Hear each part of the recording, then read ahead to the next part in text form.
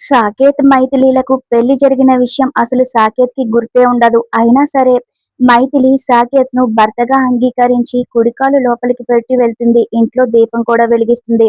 అసలేం జరిగిందో ఈ వీడియోలో చూద్దాం. వారసురాలు సీరియల్ మే 20వ ఎపిసోడ్ లో ఏం జరిగిందంటే, సాకేత్, మైథిలి, చందన ముగ్గురు కారులో వెళ్తూ ఉంటే సాకేత్ ఎఫ్ఎం పెడతాడు. ఎఫ్ఎం లో ప్రవచనాలు వినిపిస్తూ ఉంటాయి.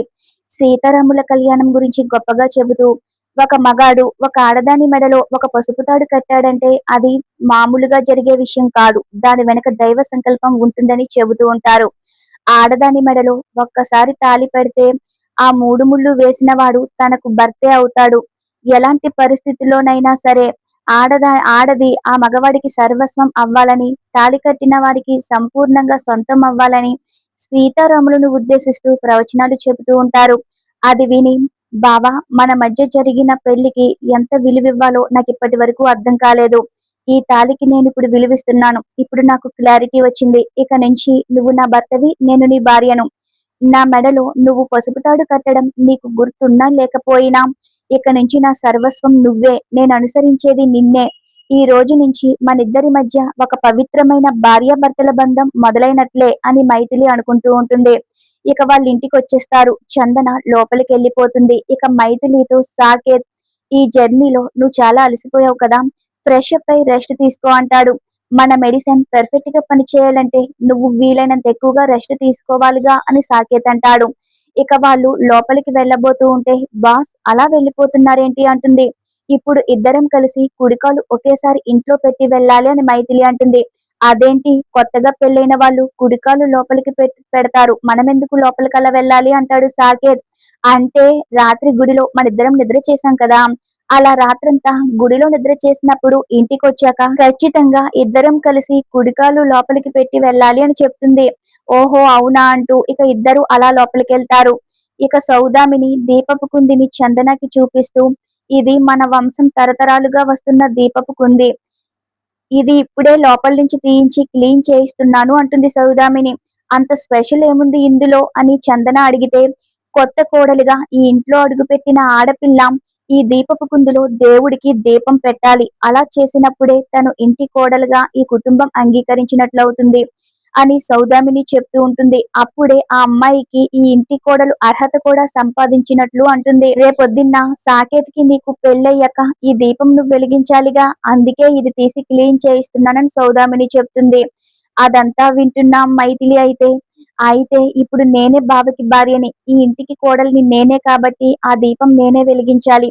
సమయం చూసి నేనే వెలిగిస్తాను అని అనుకుంటూ ఉంటుంది. మైథిలిని చూసిన సౌదామిని, నువ్వేంటప్పుడే వచ్చేసావు అని అడుగుతుంది. నువ్వు మీ ఇంటికి వెళ్ళావని, పెళ్ళయ్యే వరకు రావడం కుదరదని చెప్పావంట కదా అని సౌదామిని అంటుంది. ఎవరు చెప్పారు అంటే చందన చెప్పింది అంటుంది.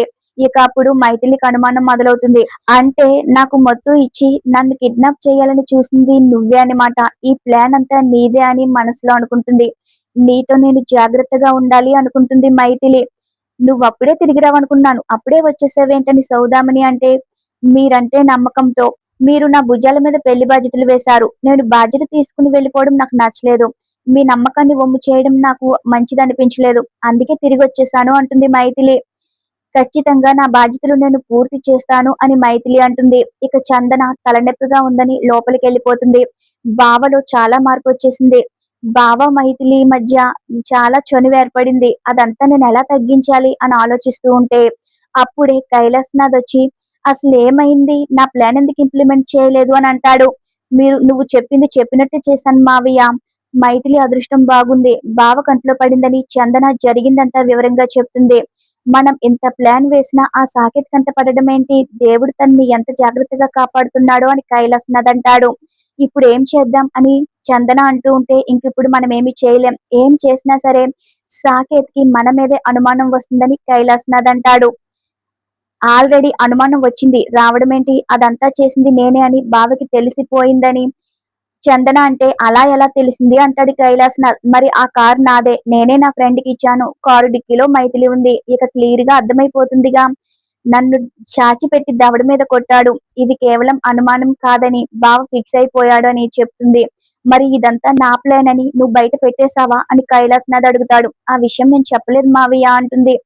సరే అయితే మనం మైథిలి సంగతి తర్వాత చూద్దాం. ప్రస్తుతం తన్ని డిస్టర్బ్ చేయొద్దు. లేదంటే సాకేత్‌కి అనుమానం వస్తుందని చెప్పి కైలాసనాథ్ అక్కడి నుంచి వెళ్ళిపోతాడు. ఇక శేఖర్ జయంతి ఇంటికొస్తాడు. నీకోసమే ఎదురు చూస్తున్నానని జయంతి అంటుంది. ఆఫీస్‌లో ఏం ప్రాబ్లం లేదుగా అంటుంది.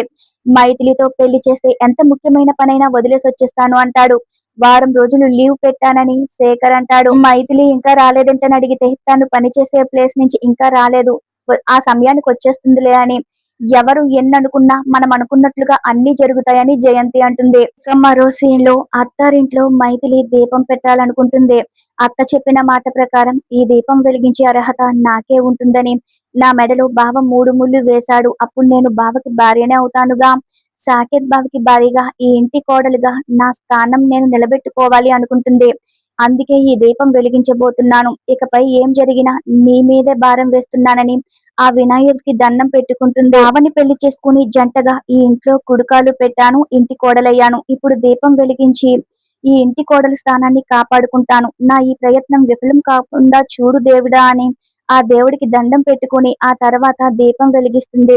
ఇక వెనకాల సాకేత్ కనిపిస్తే సాకేత్‌కి అక్షింతలిచ్చి దీవించమని అడుగుతుంది. ఒక భార్య భర్తను అడుగుతున్నట్లు నా కాళ్ళ మీద పడి దీవించమని అడుగుతున్నావు. నాకేమీ అర్థం కావడం లేదని సాకేత్ అంటాడు. అంటే నన్నెవరో కిడ్నాప్ చేయాలని ప్రయత్నించారు. మీరు కాపాడారు. నా చుట్టూ ఒక రక్షణ కవచంలా మీరుంటున్నారు. మీరు నాకు ఆ రక్షణ కవచంతో ఇప్పుడు మరో జన్మిచ్చారుగా. ఇప్పుడు మీరు నాకు దేవుడితో సమానం. అందుకే దీవించమంటున్నాను అంటుంది మైథిలి. నిజంగా అందుకే దీవించమంటున్నావా అంటాడు సాకేత్. అవును అంటుంది. గాడ్ బ్లెస్ యూ అని సాకేత్ దీవిస్తాడు. నువ్వు కోరుకున్నవన్నీ జరగాలి అంటాడు. ఇక ఈ రోజుతో ఈ ఎపిసోడ్ పూర్తయిపోతుంది.